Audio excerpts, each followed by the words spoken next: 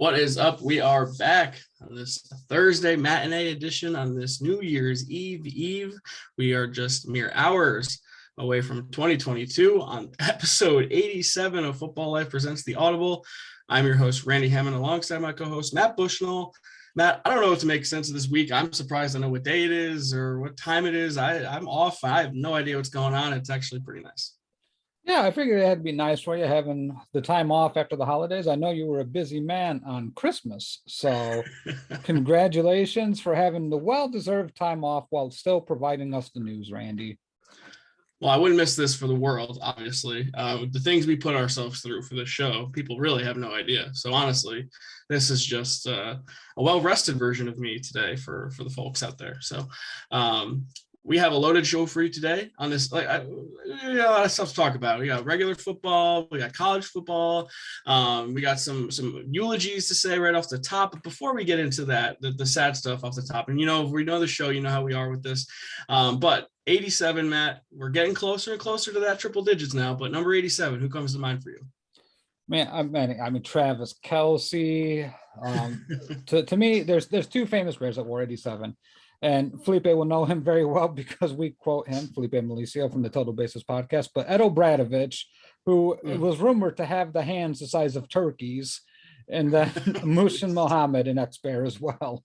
Yeah, very nice. For me, I think of the guy who I would probably argue as one of the best tight ends ever, currently the best tight end of this era, Rob Gronkowski, big number 87. And then Reggie Wayne, the high-powered Colts offense, I think really an underrated wide receiver for those Colts teams for a long time. Obviously, big part of those offensive teams. Obviously, Marvin Harrison's a Hall of Famer and Peyton Manning, but Reggie Wayne doesn't get the love that he deserves. Yeah, it would be a miss, not to mention Dwight Clark, the one of the most famous plays in NFL history, the catch. Of course. How can we forget that? All right. Well, before we get into the week 17 previews, we had some big news, Matt, after our show happened on Tuesday. Yeah. A couple of unfortunate news moments, and we talk about it on the Audible. When a football figure dies, we feel like it's our duty to at least pay our respects to them. We have gone from recently Demaryius Thomas to Vincent Jackson to Jim Fossil to Marty Schottenheimer. Like, we've done all different kinds of people. I don't know about you, Matt. I don't know if we've ever done someone as big as this guy. Yeah. John Madden. I don't know if there's a bigger name. The name Madden is almost as big as the sport itself. So many of our lives have been touched by John Madden, whether we're casual football fans or like us, diehard football fans. He died at 85 on Tuesday. And between his career as a coach, a broadcaster, and a video game czar, some way or another, the name Madden, you most likely know. Now, I'm only 30 years old. So the tail end of his broadcast career, I only caught the tail end of. I'm very familiar with the turducken. I'm familiar with the accent, the way he would, be able to teach you on broadcasts. Yeah. But I've played the video game seemingly my entire life. I shared this article in the group yesterday. John Madden was the greatest teacher of football that ever lived. Yep. And Matt, you would know better than I if that's the case or not. But in my lifetime, I don't think anyone has ever taught me more than him. I would go as far as to say that John Madden is single-handedly the most important person in football history. We can say a lot of people out there that deserve credit, but the popularity of football and the growing aspiration of it is John Madden. That's the reason behind it. So much so that there's Madden release parties, Madden tournaments that are countrywide. Esports has taken off. I mean, Madden branched off into creating a video game type of sport. And I don't think that happens without the John Madden video game franchises. Just because the casual person who never played video games but was a diehard football player wanted to play Madden. You wanted to play football. Jacob and us in the chat often joke a lot. The only time that we may see our team win a Super Bowl is if we play Madden. So I go a step beyond this, though, because growing up, I loved football. It was always my passion. It was the one thing that I always wanted to do, that I always grew up with. And I early on loved the 70s Raiders, and John Madden was a football player. And at the time, a lot of people don't know this, but John Madden was the youngest coach in NFL history. He took the Oakland Raiders job at the age of 32. He coached for 10 seasons, won a Super Bowl, But one of the things that he's well known for is hiring a very diverse staff with him and Al Davis. Al Davis was a pioneer in giving minorities and other, women even coaching and powerful positions in the organization, giving them those opportunities.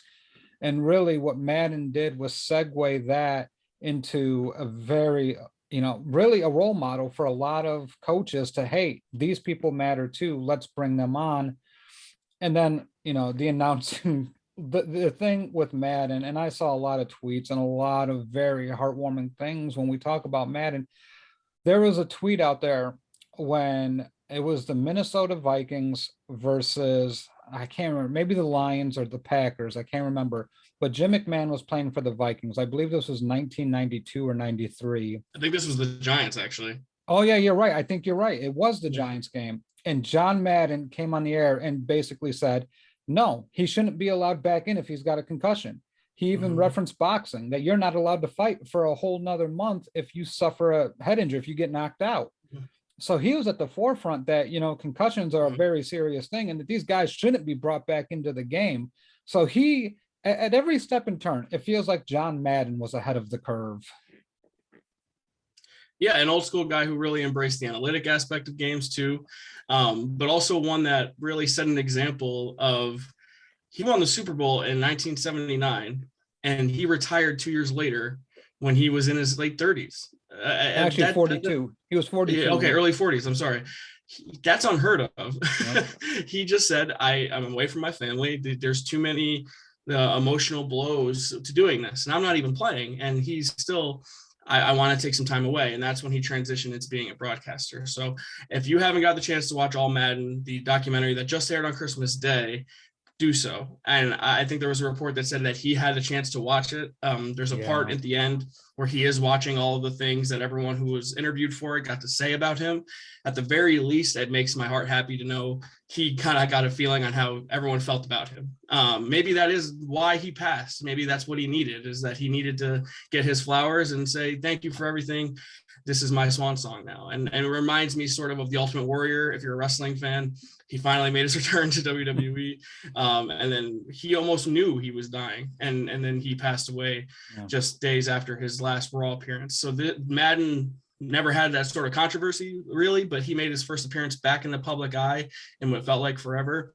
And then now for this to happen now is totally crazy. But as the figure of Madden himself, it's synonymous with football. It's been said a million times on social media the last 2 days. Madden is as big as the sport itself. And we've talked about Matt Rushmore of coaches and players, but if you talk about Matt Rushmore of football, I think it starts with John Madden. Yeah. I think single-handedly, as I said earlier, he is the most important singular figure in football history. Pop Warner, college, high school, anything, he brought it to that other level of where, man, football is not number one in this country without John Madden. It's just not, and everyone should be thanking him. And I think we do, and I remember the first Madden video came on the old 8-bit Nintendos, man, and the Sega Genesis. Good times, man. Many a nights on the weekend, staying up late, playing Madden. And then, my God, what you were able to do with roster construction. Yeah, they're just one of the best. A lot of warm memories get brought to the forefront for me. Yep, absolutely. And I mean, I've obviously played it later. The Madden 04 probably being the one that resonates with me the most. On Michael Vick on the cover, probably the best Madden player ever. Michael Vick, he was unstoppable in that game. But Madden is still the highest percentage. Well, has the highest winning percentage of all coaches ever with 100 wins. He obviously is a couple-time Super Bowl champion. He's a Hall of Famer, class of 2006. Him and Pat Summerall to this day are probably the best play-by-play color combination in the history of the sport. And anything you know about sports broadcasting today, specifically football, is because of John Madden. He signed, when CBS was losing football, he signed with Fox and made Fox become this giant in football programming that it is today. As soon as they signed Madden, they got everyone else.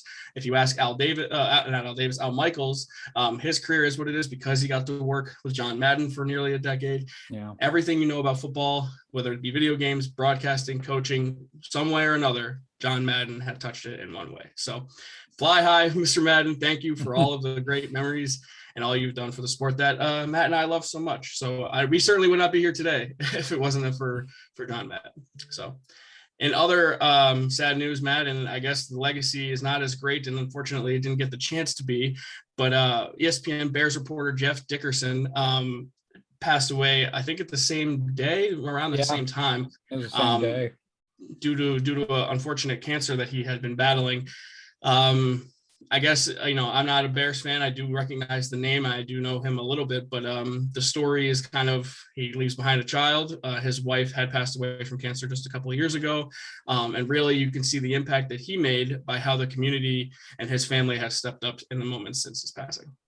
Yeah, I think the one thing you always hear about Jeff Dickerson is that if you met him, you were a better person because of it. Jeff Dickerson was always the first one with a smile. Very touching to hear the Bears, how they mention him. When Matt Nagy spoke yesterday, Jeff Dickerson was the first thing that he talked about, which is pretty classy for that type of organization. For a reporter to be the first thing that you talk about during the middle of a season or a stretch where a coach is basically on the hot seat, and that's what he talks about. It's pretty classy. But you could tell by his peers, they were heartbroken.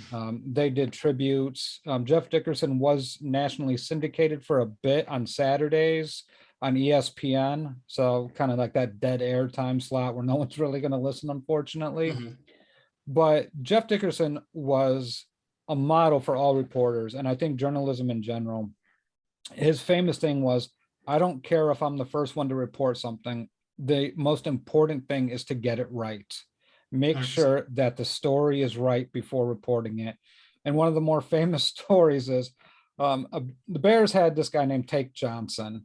He was part of the Super Bowl roster, I believe, in 2006. And David Hall, who's also a beat reporter for the Bears at that time for the Chicago Tribune, wrote a pretty scathing piece about how immature and how juvenile Tank Johnson was on top of his poor play.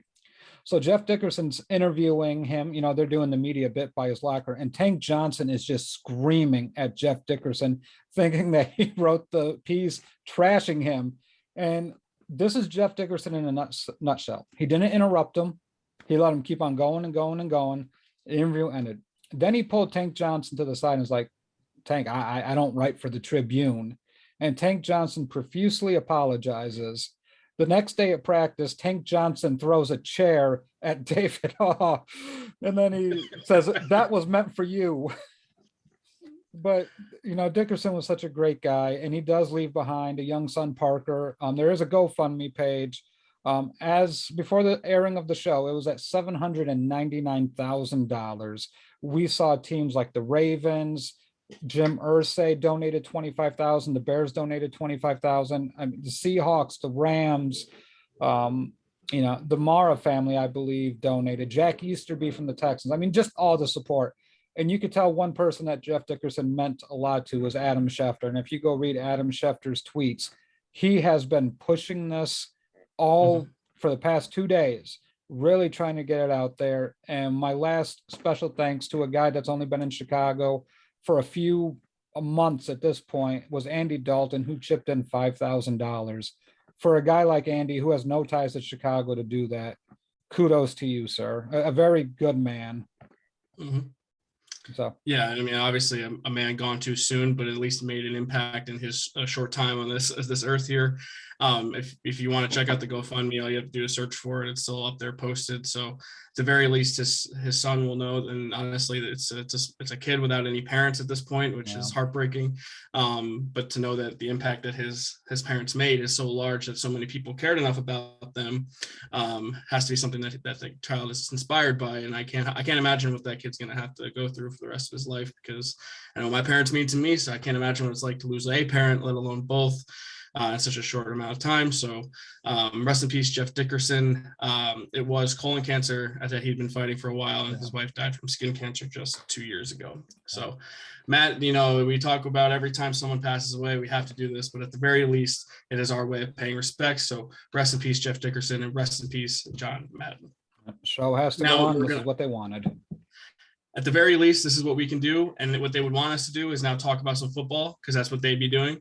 John Madden, I have no doubt about that. Jeff Dickerson would be covering the game that we're going to start with this week. So that's why I started it the way I did. No Thursday night football this week. So sad face. We're at the end of the year now, so that they can the Thursday night. So that makes me sad. But hey, we still get a full slate of football and a lot of football that matters. So we're going to now start with the early games on Sunday. And that first game, like I said, Jeff Dickerson probably previewed this game, probably did interviews, but it's the Giants traveling to Chicago to play the Bears. And this game matters only in draft position only, but it does matter to the Audible, considering there are teams. The Giants have come out and said that Jake Fromm and Mike Glennon are both expected to play in this game.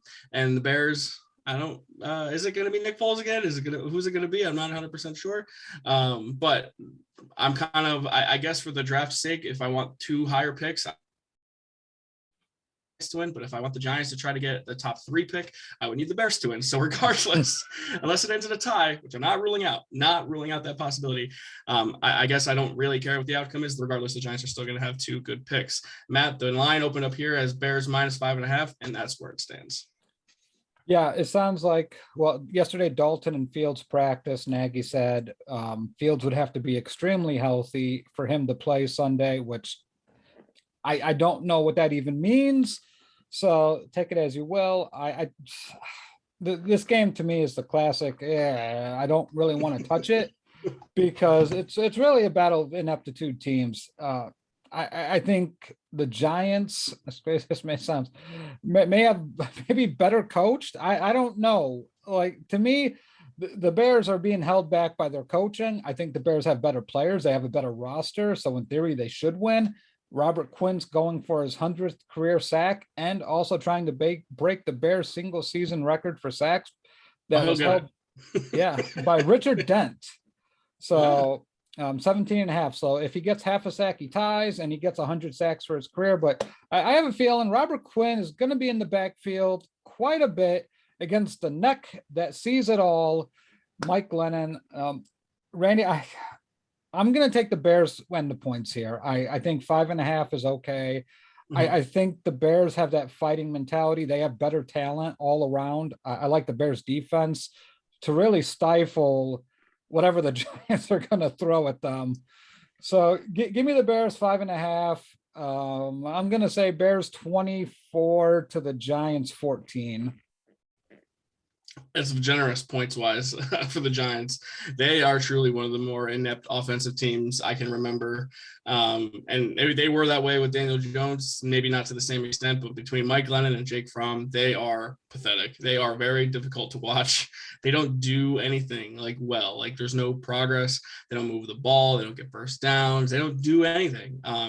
Their best player, Graham Gano, if he's lucky enough to kick a field goal, that'll be the points. So that's it. The Giants stink. The Bears have much more talent than the Giants do. So that's why the Bears are going to win this game, and that's why they're going to cover.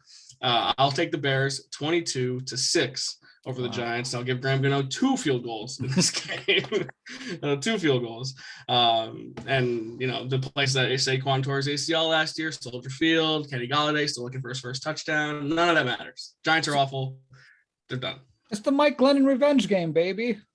That's true. Why would he want revenge on a team that paid him so much money? Right. I don't understand. How that guy still has a job beyond me. It's the neck, man. People can't resist the neck. All right. We're moving on now to Western New York, where the Buffalo Bills open up as 14.5-point favorites over the Atlanta Falcons. The Bills now back in the first place in the AFC East, and the Falcons still hanging around there in the NFC wildcard picture, but they are the team that beats other bad teams, and they seem to lose every time they play a team that's semi-competent. So I know it's a big number, but I kind of like the Bills at home in this spot, and I kind of want to take the points. I'm going to shy away from the points. I think the Falcons cover. The Bills are going to win this game. I fell into this trap with the 49ers. I thought 8.5 was too much for the Falcons not to cover and not to get 14.5 against the Bills. The Falcons seem a little feisty to me. I like their coaching. Like I said, I really love Arthur Smith. I think the Falcons are going places once they get that roster rebuilt. Give me the Bills 28 to the Falcons 20. Can Matt Ryan's arm suddenly cut through the winds of Western New York? I don't know. Cordero Patterson, baby. Cordero Patterson. I don't know, man. I don't know. I'm gonna take the Bills, and I'm gonna take the spread.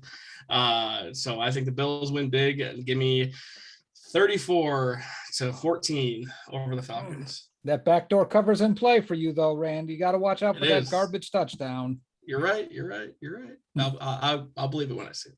Falcons, good job of staying relevant, but I don't buy it. All right, to the other team in the AFC East that is still hoping for a chance to win the division, which I don't necessarily see that happening, but hey, they get a gift this week coming to Foxborough in the form of the Jacksonville Jaguars, and the Patriots open up as 16.5-point favorites. That is also a massive number. And again, I kind of want to take the home team and the points. Matt, what do you think? Yeah, you know what? I don't like big numbers, and the Jags feel feisty to me. So I'm going to take the Jags to cover here. The Pats are going to win. And D asked in the comments, first touchdown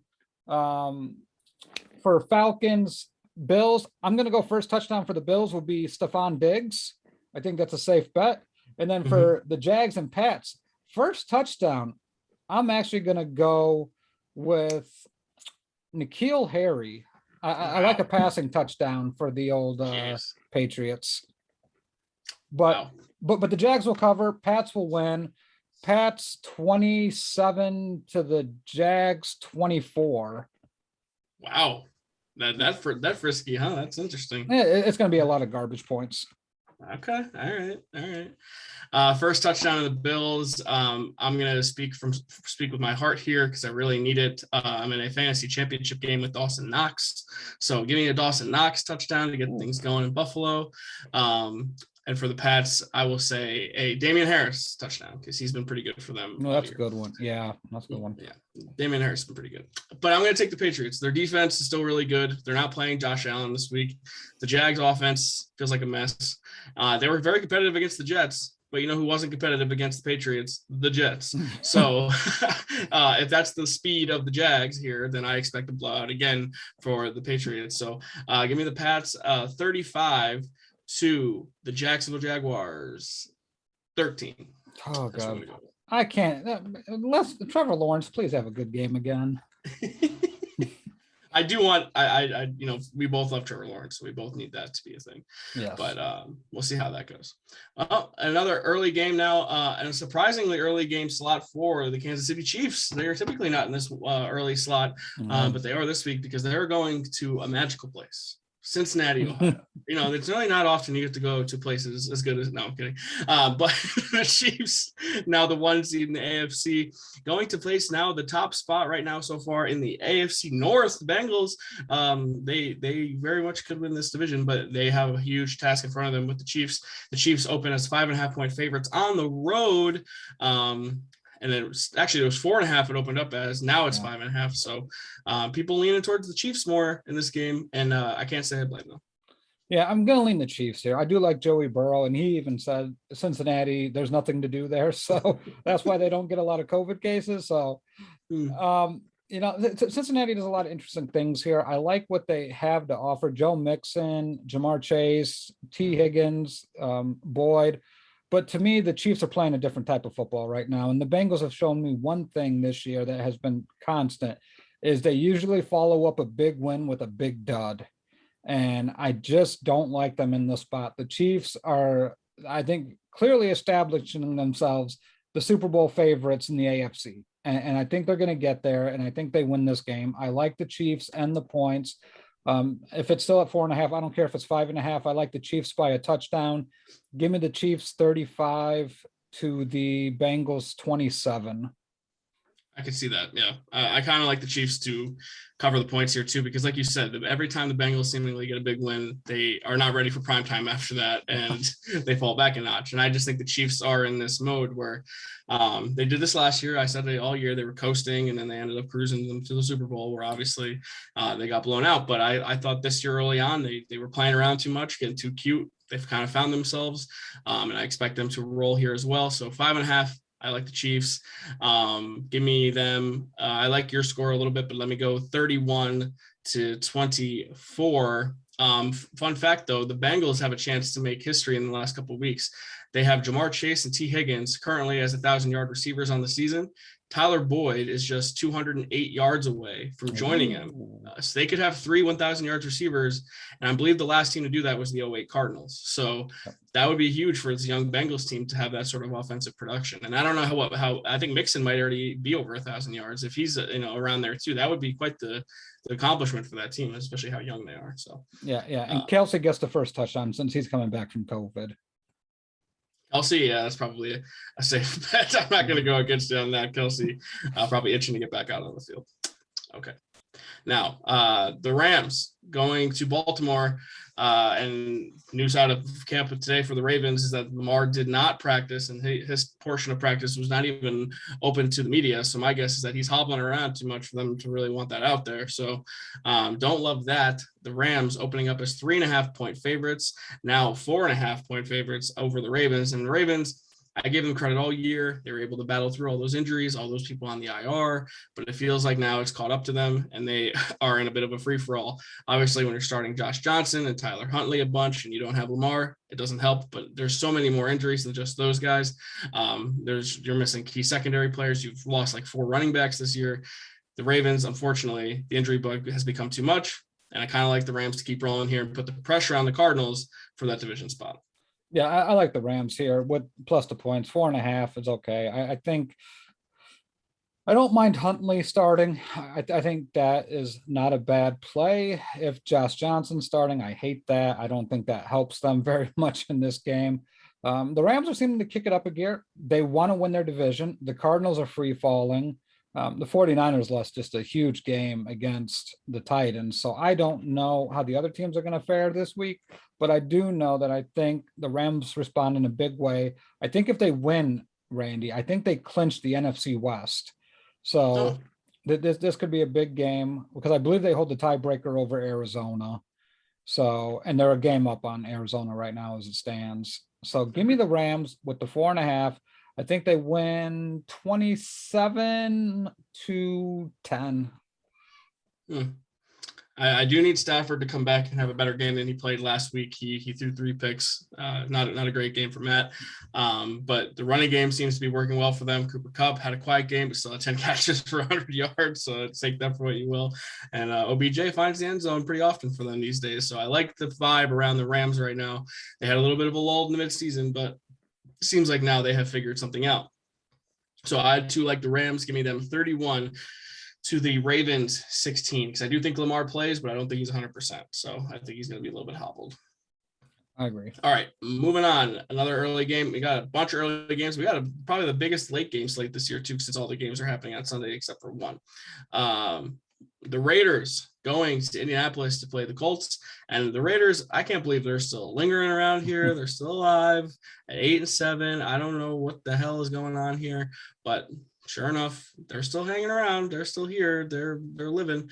But they opened up as a 7.5-point underdog, now at 7 against the Colts. So Carson Wentz not going to play in this game. Sam Ellinger, the former Texas quarterback, I believe, is the one in line to start. So that's is Wentz officially out?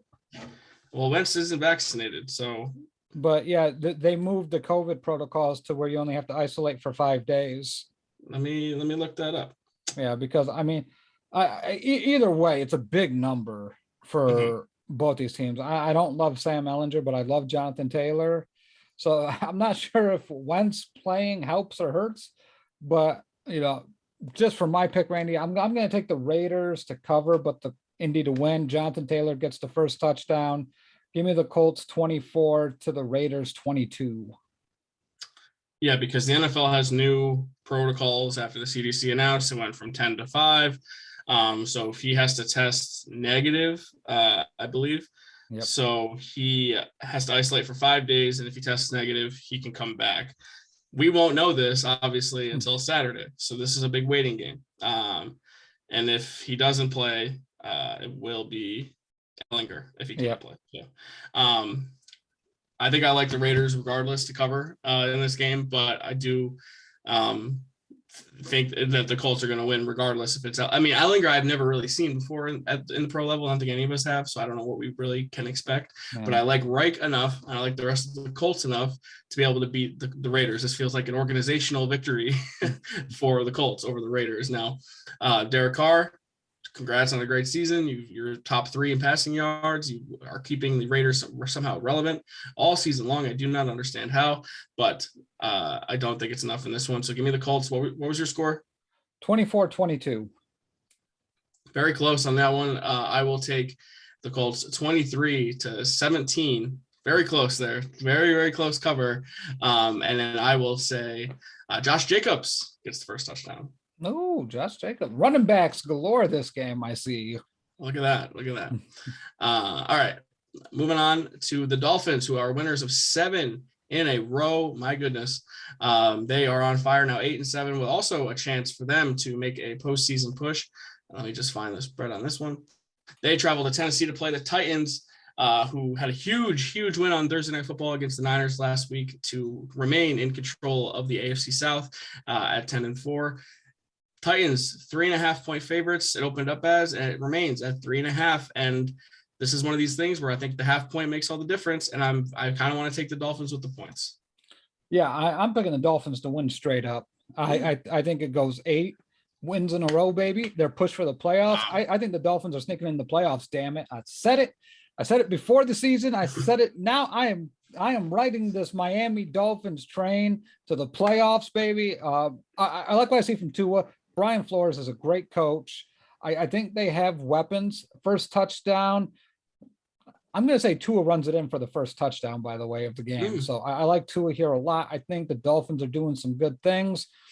I just, the Titans are a good story. I mean, take no omen against them. I just don't think that team is as good without Derrick Henry. And I know Derrick Henry may return week 18. That's a possibility, but week 18 is not week 17. So I'm taking the Dolphins 23-20. Okay. I really like what I saw from the Titans last week. I thought A.J. Brown really gave them a boost that they needed. Really looked like the focal point of the offense. And the only thing that makes me a little discouraged is that the Niners secondary is not the same as the Dolphins secondary, because I think the Dolphins secondary can contain them just a little bit. And without Derrick Henry, there's not the same rushing threat. So I don't really know. I'm not going to be totally confident in this, but I do think the Titans win, but I don't think they cover. So give me Tennessee. I'm going to go 21-20 over the Dolphins, but it's a close one. And it would not shock me at all if the Dolphins won this game, but I'm going to say the Titans win at home.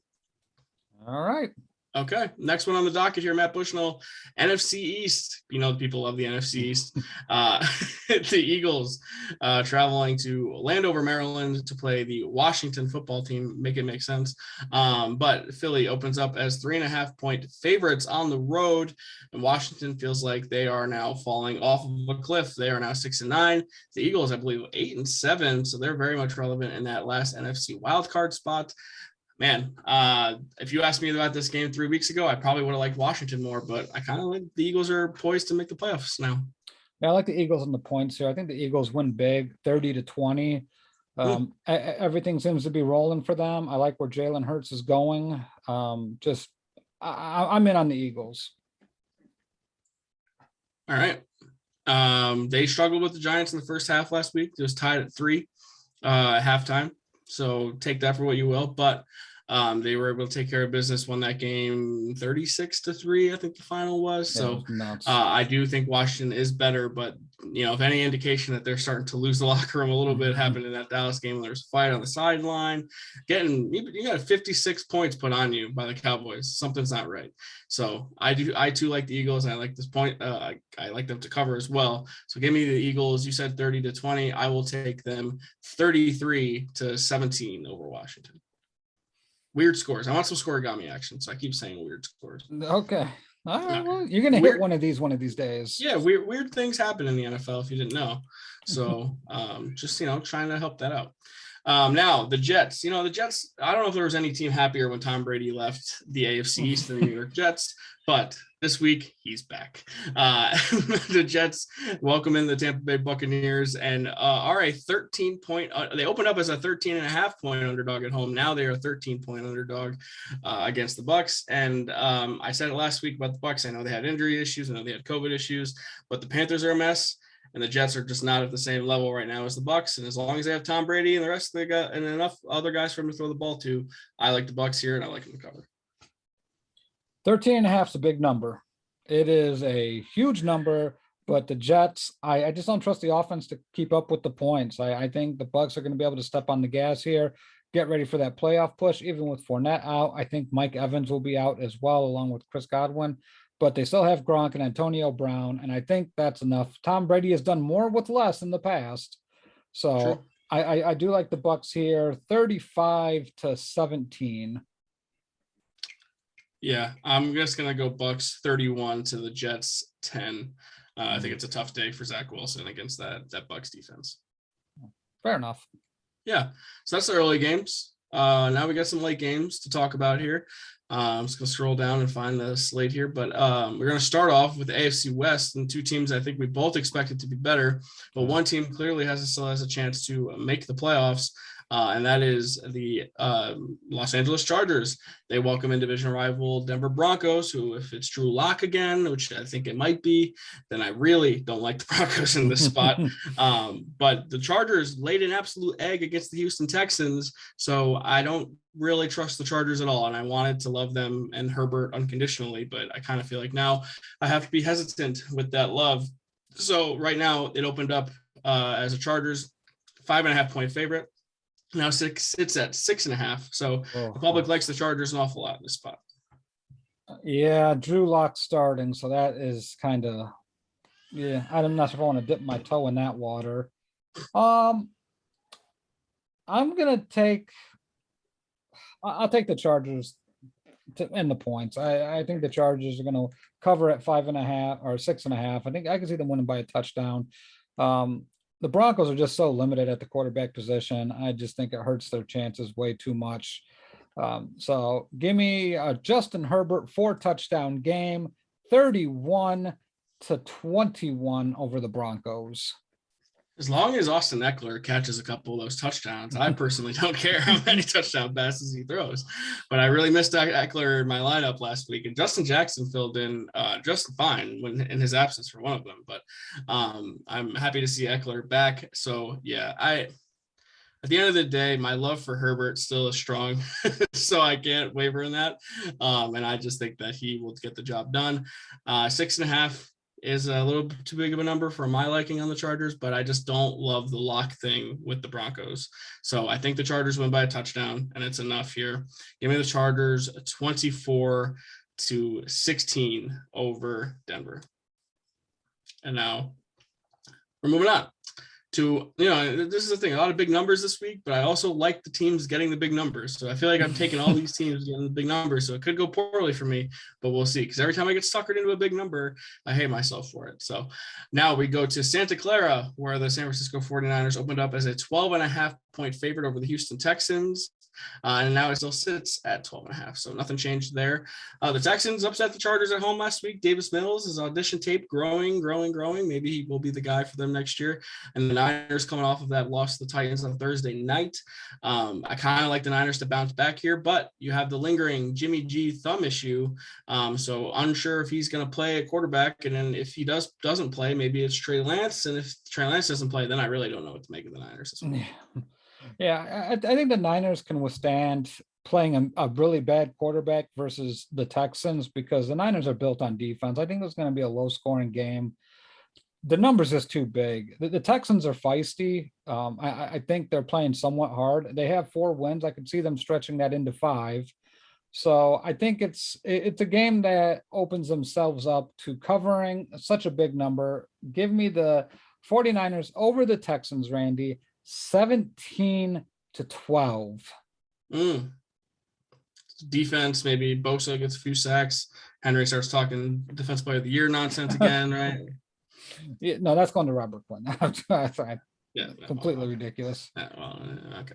Well, as of now, if Jimmy G plays and he's somewhat competent, because really we've talked about this, as long as Jimmy G can get the ball to Kittle, I like the Niners so much more. And if he can't, if he doesn't play, someone else plays, I like the Niners less, only because of the uncertainty that comes with that. I don't know what to expect from Trey Lance at this point, and so far what we've seen from him isn't exactly making me all that excited. So I'm going to operate as if Jimmy G is starting and the Niners are good enough. And I do think that they're good enough to cover. So I'll say the Niners 24 to the Texans 10, and maybe the Niners defense gets a score to help that offense to help them cover. So that's a big number. Big number. Big number for sure. For sure. All right. Another late one, and this might be the game of the day, and it is the Arizona Cardinals traveling to Dallas to play the Cowboys, who have won the NFC East. So good job, whatever. Congratulations. Can't wait for your first round exit, all this crap. But hey, the Cardinals are free falling. They were the last remaining undefeated team in the NFL, and now they sit at 9-5, or are they 10-4? 10-5. 10-5. Okay, so I'm getting my whole records wrong here. But 10-5, it's crazy because they were 7-0 at one point. So they're clearly not doing too well. But the Cowboys now clinch the division. The defense obviously still really good, but I think the Cardinals are in full desperation mode and they need this game so much more than Dallas does. So it opened up at 5.5 as the Cowboys favorite, and now it's 6. So the public loves the Cowboys. I like the Cardinals to cover, and I might even like the Cardinals to win. I like the Cowboys to cover the spread. I think the points are enough at 6. It makes a lot of sense. You may get a little push action here if they don't get that half a point somewhere. But to me, the Cardinals' woes are painfully evident. Kyler Murray is a little bit careless with the football, whether it's fumbling or throwing interceptions. And this Dallas defense is extremely opportunistic when it comes to 50-50 balls, either on the ground or in the air. And without DeAndre Hopkins, I really don't love what this offense is going to do. Maybe they get James Conner back for this game, which would be a huge boost for this offense because they need it. But to me, what the Cowboys offense can do with those 3 wide receivers against that Cardinals secondary is it's going to put a lot of pressure on that 49 or on that Cardinals front to get to the quarterback. And I don't know if they can. And if you give Dak some time and you let them run the football with Tony Pollard and Zeke, it's to me, the Dallas is like death by 1,000 paper cuts. That they can beat you in so many different ways. They're patient enough to go on long drives. They have the big playability to strike quickly. And if they get up on Arizona early, Kyler's going to start getting a little bit. He's going to start pressing a little bit, I feel. That's why I like Dallas. Give me the Cowboys 34 to Arizona's 25. Game still matters to the Cowboys for seeding purposes. Obviously, they do, in theory, have a chance for the 1 seed. So it's not like it's meaningless, but I think they're going to take that, hey, we dropped 56 on Washington as we're right now. We're good. For the last 3 weeks, they have played Taylor Heineke twice. They have played the combination of Mike Glennon and Jake Fromm. So this is the first time in, over a month that they're playing a real quarterback in my mind. So I think Kyler will give them issues. I know he struggled without DeAndre Hopkins, but I do think the Cardinals, they need this game. They really do need this game a ton. So I'm going to take them only based on desperation alone. So give me the Cardinals 24-21 over the Cowboys. Big story in my mind here, Randy. If the Cardinals lose, I think that has to be the end of Cliff Kingsbury. If they miss the playoffs, if you started 7-0 and then you finish the year by not making the playoffs, they already clinched. I thought. Didn't they already clinch the playoffs? Yeah, you're right. They did. Yeah, they did. But if they're a first round exit, I think that could be warranted for it too. Yeah, I mean, you can't finish the year like this, I think, is what's going on. Like we just see them free falling. And I know Corey Decker, our Arizona fan extraordinaire, does not like Kingsbury that much. And I don't know. I mean, it's a track record for Kingsbury now where they falter at the end of the year. So I'll be interested to see how this one plays out. Yeah, I don't like Kingsbury either. I've made that pretty evident all year that he's the one thing I don't trust that much about the Cardinals. But if we're talking about coaches, the other side, Mike McCarthy, not exactly making me all that, worried either. So for the record about the Cowboys too, I wanted to point out that actually it was Taylor Heineke twice, Mike Glennon, Taysom Hill, And then before that was Derek Carr, and that was the last time they lost, which was on Thanksgiving Day. So wow. Not a whole wrecking crew of football quarterbacks that the Cowboys have played here in the last 5-6 weeks. But okay, I think, hey, this is our first like major disagreement of the show, so that'll be interesting to see who comes out on top there. I mean, you're the Arizona native, you would probably know better than me, but this is a gut feeling I have. All right, well, we're gonna let it ride, baby. It's a big gut, for the record. When I have a gut feeling, it's a pretty big one. So just point that out. All right, Carolina now going to New Orleans to play the Saints, who look like they're going to get some reinforcements. Which, if you're a Saints fan, I read the story that they had so many guys on the COVID list they should have rescheduled the game, which I think is fair considering they did that for other teams with less players on the COVID list. So I think if you're a Saints fan, you have a legit gripe there because you had to start Ian Book, but. Monday Night Football is a big brand. So the NFL, it's going to take a lot for them to not want to do that. Yeah. So the Saints, I think, are going to get Taysom back. And that alone makes me like you a little bit more, I guess. But, I just like you more than the Panthers regardless because the Panthers are a mess. I don't like the Sam Darnold, Cam Newton thing they have going on. It opened up as Carolina as a 6.5-point underdog. And now it's the Saints it opened up at 7.5, and now it is 6.5. So the public's betting on the Panthers, and I don't really get it. Have you watched the Panthers? They stink. Yeah. They're terrible. And just for that only reason alone, I like the Saints. I like them to cover. Yeah, I like the Saints to cover here too. I mean, we're talking about Sam Darnold at quarterback this week, I believe. So, he's good for about 3 or 4 picks, and that alone gives them a chance to really separate. I don't love the Saints quarterback situation. Even Taysom Hill, I mean, it's all a problem with them really at the quarterback position. Is Kamara in the lineup? I haven't heard too much about him. He played last week, but okay. He didn't do a ton, so I assume he's back. Okay. So yeah, if Kamara's playing, I mean, it's not working, not even close to 1,000% Matt Rule. So I think it's a big game for the Panthers. I think they have to win it, Randy, because if they don't, I think Matt Rule is going to be under that microscope, and it might be that time where they move on from him. But who knows what the ownership in Carolina is thinking about this situation. But I like the Saints and the points. Like you said, give me the Saints and the points, baby. They're going to let it ride. Saints 28, Panthers 13. Yeah, but Jay-Z, it took him 7 years. So, maybe they want to give him the 7 years. Rome wasn't built in a day, so maybe you got to give the guy 7 years before you were willing to move on. Give me New Orleans as well. I like them 27-10 over the Panthers. Just get Matt Rule out of my face. I'm over him. He's done toast. Yeah, and I'm over Sam Darnold too, despite Vince calling me out for me thinking he was going to be good 2 years ago. He stinks. I admit it. He stinks. All right. Last game in the late window here on Sunday, and it's the Detroit Lions. Leon's winning Lions, just covering Lions. I mean, they're 2-12-1, but they are covering machines. If you take the Lions to cover every week, you'd be a happy camper.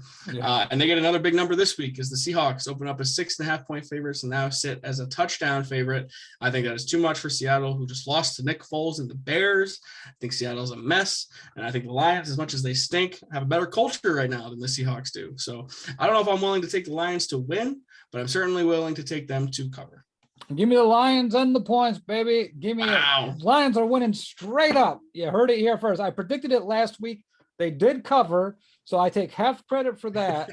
But I like the Lions here. I think what they're doing is rebranding that culture. And like you said, what we saw from the Seahawks last week has to be disturbing. Russell Wilson does not look good.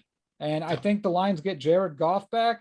Now, if Jared Goff, and if Jared Goff out, it might even be more important to get DeAndre Swift back. Oh, and they get DeAndre Swift back. I'm definitely taking the Lions here. You talked me into it, Randy. So give me those Detroit Fighting Lions. I'm going to predict a blowout here. Blowout alert. MCDC gets his first blowout. Lions 27, Seahawks 13. That would be incredible. Now, our chat might not ever be better than that if that happens. I just think it would be between Henry loving the Seahawks losing and Leon's Lions. rolling, that would be something. I'm not willing to go that far, but as someone with DeAndre Swift in a fantasy championship, big time Swift supporter. And look, I don't need the Jets getting any more better picks than they already have. So Seahawks, just win the game. Just leave me alone with the picks. Don't help the Jets more. Okay. I can't. No, enough. So I'm like the Seahawks, but I only like them barely. So like maybe a Russ to Lockett touchdown late, but the Lions cover. Give me Seattle 28-27 over the Lions. Ooh. The Fighting covering Detroit Lions. Gotta love it. Now for the Lions division. Your division, the NFC North. On Sunday Night Football, we get the Green Bay Packers at Lambeau Field, bringing in the Minnesota Vikings. And Kirk Cousins must have some sort of immunity that I've never heard of because everyone and their mother has this COVID going on. And he's the most famously known unvaccinated person on the planet. And the guy just won't get it. So maybe the Vikings are trying to give it to him and he just won't get it. And here we are. But nonetheless, Kirk Cousins fighting through it all. They opened up as 6.5-point underdogs in Green Bay. And now the Packers are 7-point favorites. Rodgers, I think, hasn't practiced all week, but we've seen this boat and bonus show all year with the foot and everything. Look, the Packers are the best team in this division. They're the best team in the conference, in my opinion. I think they win this game. They already lost to Minnesota in Minnesota. I don't think it's going to happen again. In Lambeau, the 7 is what scares me. I don't know if it's too many points, but I don't know if I like Kirk Cousins in Lambeau early January. I kind of want to just take Green Bay straight up. You know, this is the battle of the unvaccinated quarterbacks, but one's a doctor. One is a doctor, apparently. And has antibodies. So yeah, antibodies, dewormer, all that stuff. Dr. Aaron Rodgers knows exactly what he's talking about here. You know, he has a weekly hit spot on the Pat McAfee show. And they only talk about COVID now. Only COVID, because only the pandemic. Aaron Rodgers is now a virologist. He knows everything about viruses. Go to him for all your information. I'm being majorly facetious here. The stuff that he spewed on Tuesday, Randy, is look. If you're not a scientist and you get all your information from tea leaves and self-confirming articles of what you believe in, you get down this path. Just try to find impartial sources. With that being said, Aaron Rodgers is one hell of a quarterback. He may be the best in the NFL. He's probably going to win another MVP.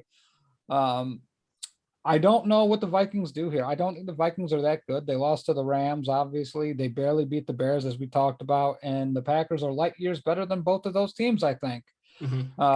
Packers are going to cover. I don't care if it's a touchdown. I don't care if it's 10 points. If they doubled up the points here, it wouldn't surprise me.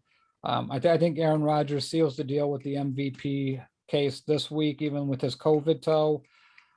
Give me the Packers 34 to the Vikings 18. 18. 18.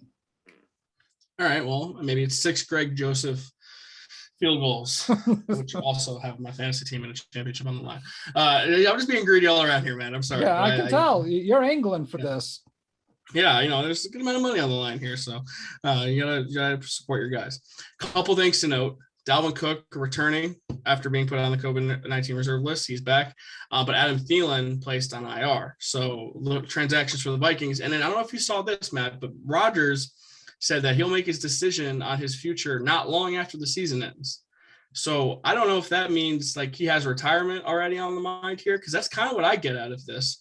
But you think there's possibility Rodgers retires after the season? Not a chance in hell. Wow. Because if he says he's ready to make it right after the season, I kind of feel like that could be on the table. What decision is there to make? Like, talk about playing again next year? What was he going to do? I mean, this has got Brett Favre diva written all over it. He's angling. He's angling his way out of Green Bay. I mean, I think that's what this comes down to. You know, for all the talk about him smoothing over that relationship, one thing about Aaron Rodgers is he's the most petty, grudge-holding person in the world. Like, he does not forget things. And even though he'll play chummy with Gutenkist and Matt LaFleur, I think he's out of there. And I think he may dangle retirement as the stick to get him out. All right. Well, I'm going to take Green Bay in the points as well. I like them to win 31-20 over the Vikings. Now, for another quarterback's future who seems like retirement is here, the Cleveland Browns going to Pittsburgh to play Big Ben and the Pittsburgh Steelers. And Big Ben has told everyone, his family, his whole entire family is going to the game, which is likely his last game in Pittsburgh, unless the Steelers somehow made the playoffs and hosted a playoff game. Most likely his last game. Look, you watch the Steelers, you can tell Big Ben is kind of cooked. You know, he's done. It happens to everyone. It's no shame in it, but Big Ben is slow. His arm is not the same. It is time to hang it up. But they get the Browns, a team that Big Ben has only lost to, I believe, twice in his entire career. One of them, and that's not even counting the playoff loss from last year. So the Browns opened up as a 2.5 point road favorite, and now the Steelers are 3.5 point dogs. I think the Browns are a mess. Baker Mayfield threw 4 picks on Christmas Day. I don't know the stats of TJ Watt. He's obviously my barometer for the Steelers these days. But regardless, I feel like the Steelers are going to get up and help Ben get one more win on his way out the door. Yeah, emotional games always tend to, fill it out for the team that's really trying to fight for their guy. And if anything, Pittsburgh loves Big Ben. And I'm not going to get into all the stuff off the field stuff. I don't care. Let that stuff for after his career is done and over and you want to judge him as a person. My feelings have been pretty well known in football life, what I think about the guy, and it's not very good. But with that being said, Baker Mayfield's bad at football. I mean, he's just so bad. Those 4 interceptions, all of them were brutal. All of them were costly. Not one of them helped. He's not growing as a quarterback. People love him and people want to make excuses for him. I think a lot of Cleveland fans, though, are ready to see him go. Thank God, because I think he's holding that team back. He's the anchor on that Cleveland Brown ship right now. They thought they were getting a guy like Joe Burrow, but they got a guy like Sam Darnold. So to me, it's time to move on. I like the Steelers and the points. They're going to cover this one and win it. Give me the Steelers 21-17 over the Brownies. Yeah, the Steelers getting 3.5 at home. It's easy right there, but I like them to win straight up. So give me them 23-20 over the Browns. 23-20. All right, so that's Monday Night Football. That might be the last Monday Night Football of the regular season. I'm not 100% sure on that, but they do have a Monday Night Football playoff game now. ESPN did get one of the wild card round playoff games. So at the very least, we're going to get Steve Levy and we're going to get all the guys again at least one more time for the playoffs. So, okay. Well, Matt, speaking of playoffs, we get an exciting playoff in college football. Today's New Year's Eve. Tomorrow is New Year's Eve. And the college football playoff is here. And tomorrow it is all for the marbles. Number 4, the Cincinnati Bearcats taking on number 1 overall seed, the Alabama Crimson Tide, Nick Saban, Satan himself. We don't talk about college football a lot in the show, but we thought, hey, the big bowls are upon us. Let's just talk about them quick at the end of the show. You have some rooting interests involved. We want to just, give the people what they want. So let's make our predictions for the first round, and then we'll make our predictions for the championship game since that's the last game played. So we'll start it off with this. Cincy, Bama, first game tomorrow. Who do you like? It would be the biggest upset, in my opinion, in college football history if Cincinnati beat Alabama. I played the scenario in my head. What does Cincinnati have to do? Injure the first and second string of Alabama, offense and defensively. Like, all those guys have to be off the board. Just the depth of Alabama is stupid. You just go up and down that roster like NFL player, NFL player, NFL player, NFL, NFL, NFL. Like, all these guys are going to play in the NFL at some point or another. And Bama just is so well coached. The moment is, here's the thing. Like, there are teams where you could man, if you haven't been here before and the coaches, this moment might be too big for them, or they may look past it. Nick Saban's team never looks past anything. There is not a game that they take for granted on their schedule. And they try, and yeah, they lose one here or there. But to me, this is the best coach team in college football history because he's the best coach in college football history. And they have the best roster in college football right now, top to bottom. So I'm going to take Alabama in a blowout here, Randy. I mean, I don't know what the spread is for this game, but give me Bama. 13.5. Yeah, but Bama's covering 13.5 easy. Over under 57. Over, and I think Bama gets 50. So. Well, I like Desmond Ritter. I think he could play at the next level if he finds the right situation. I think Cincinnati has good players, like really good players. Yeah. but that's like a fraction of how many good players Alabama has. Yes. Two guys that Cincy has that I love. They're both corners. Sauce Gardner, all-time name, by the way. Sauce Gardner, he's going to play at the next level. And then a guy who I just love his name, Kobe Bryant, as another corner, spelled differently than, the legendary basketball player. But he wears number 7 on a regular basis. Going to wear number 8 tomorrow in honor of Kobe. Love that. Love that for my guy. But that's like the extent for the Bearcats. I love the story. I'm so happy they made the playoff here. But it's going to take a miracle for them to beat Alabama. And they were competitive with Georgia, I thought, last year in their bowl game. And if they got Georgia, I might have liked their chances a little bit more. But at the same time, Georgia also has a little bit of a stink around them now after that loss to Alabama. So I'm with you. I think the 13.5 Alabama covers.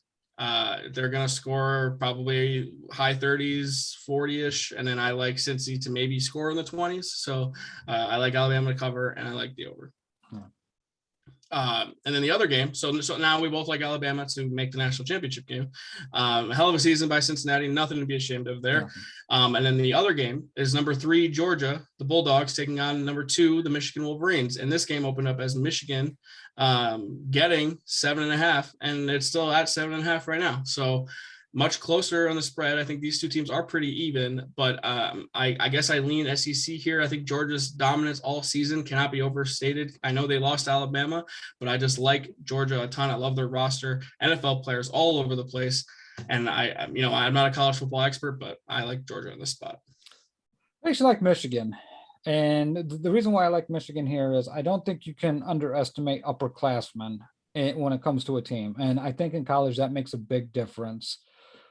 Michigan does some things I like really well. I like Jim Harbaugh as a coach. I know he gets a lot of criticism around the nation. He's one of the highest paid coaches, but he seems to do things right. He's not going to break any NCAA rules, or at least knowingly.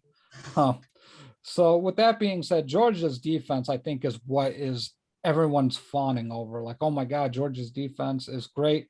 Their offense is the problem. They can go in spurts where it is a struggle to score points.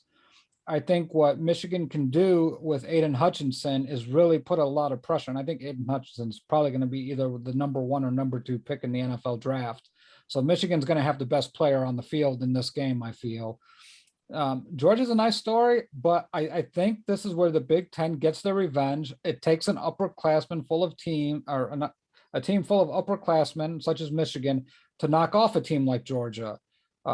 Ohio State has more talent that comes in and out than a lot of these other teams. That's why you could see Ohio State making moves against the SEC teams. But to me, this is the perfect storm. If Jim Harbaugh doesn't get there this year, I don't think he ever does, Randy. This is going to be his best team, and it's loaded with upperclassmen. So give me the Wolverines, baby. I'm going to take Michigan 31 to Georgia's 27. Yeah, this is our best chance at a great game here, I feel. This has got to be an all-timer. And it would be appropriate if it ended in heartbreak for Georgia. I feel like it seems to be a trend for them. But I've said it all year, and I will say it again. If Georgia doesn't win it this year, they're never going to win it. And that remains to be true here. I'm not sure they're still good enough to beat Alabama, but I think they're going to get a repeat of the SEC championship game. Give me Georgia 28 to Michigan's 24. And I think it is the best game of the weekend. So New Year's Day bowls, Matt, and I wrote them out, but we don't have to talk about all of them. We got Oklahoma State versus Notre Dame in the Fiesta Bowl. We get Penn State versus Arkansas in the Outback Bowl, Iowa versus Kentucky in the Citrus Bowl, Utah versus Ohio State in the Rose Bowl, which is one I think I like the most here, and then Baylor versus Ole Miss in the Sugar Bowl. Now, COVID permitting, all these games are going to go off on New Year's Day, so it could be a great day of just having football on in the background. Well, which one of these games catching your eye? What are you looking forward to? I agree with you on the Utah game against Ohio State. But I like Utah to win that game. Ohio State. I think I'm with you. Yeah. Chris Olive and Garrett Williams, I believe, both entered the NFL draft and will not play in the Rose Bowl. So Ohio State is losing 2 of their biggest playmakers. So pound Utah. If you're a pervert and you bet on college football, which is fine. Yeah, everyone has their dirty secrets. Yeah, you perverts. Bet on Utah to cover, if not outright win. I think Utah is going to win that football game. I was an interesting play here. I don't necessarily love them. Notre Dame has my eye because I want to see how they play with Freeman as their new head coach, who, by all accounts, players love this guy. So I'm very interested to see how Notre Dame looks with that tyrant of a head coach, Brian Kelly, and his Cajun accent now in LSU. Yeah, I want to see how Notre Dame looks too. I think it's what most of my family is looking forward to see Notre Dame. I would have put Pittsburgh, Michigan State on the list, but I think both of the quarterbacks in that game opted out. Kenny Pickett, I would have liked to see, but I don't blame him. Obviously, he's not going to play, so don't care as much about that one. We still get Arkansas, Wisconsin. Arizona State, Wisconsin tomorrow. Don't really care about that either. So we touched on all the big ones, Matt. The thing I like about Utah is that it's weird. Oregon beat Ohio State. It's kind of the reason why Ohio State got left out of the college football playoff, and now Utah gets a chance to beat the team that Oregon beat. So I wonder how they match up, and that game's only a 4.5 point spread. So I do like the Utes in that spot. So we'll see what Ohio State's able to do or what Utah's able to do. So, all right. So that now leads us to the college football playoff final. I have Alabama versus Georgia. You have Alabama versus Michigan. Is there any way possible Nick Saban is not going to walk away with another one of these things? Because it certainly feels like that's what's going to happen. I don't want to bet against Nick Saban. It's not good for your health here. No. Harbaugh's feisty, man, and it's going to be entertaining to watch Harbaugh versus Saban on those opposing sidelines.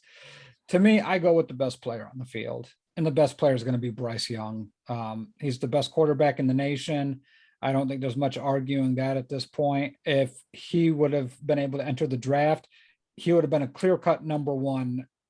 Detroit would not be trying to win these games.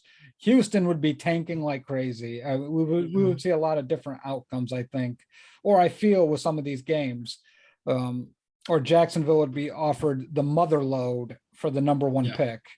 So in my opinion, I go with Alabama because they're going to have the best coach and the best player. I love Aiden Hutchinson, but we all know the difference a great quarterback makes in college football.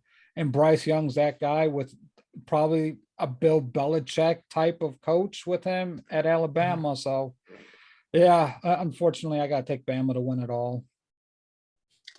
Yeah. So, I mean, they have the Heisman Trophy winner, Bryce Young. Is Cade McNamara or Stetson Bennett going to be enough to beat, Nick Saban?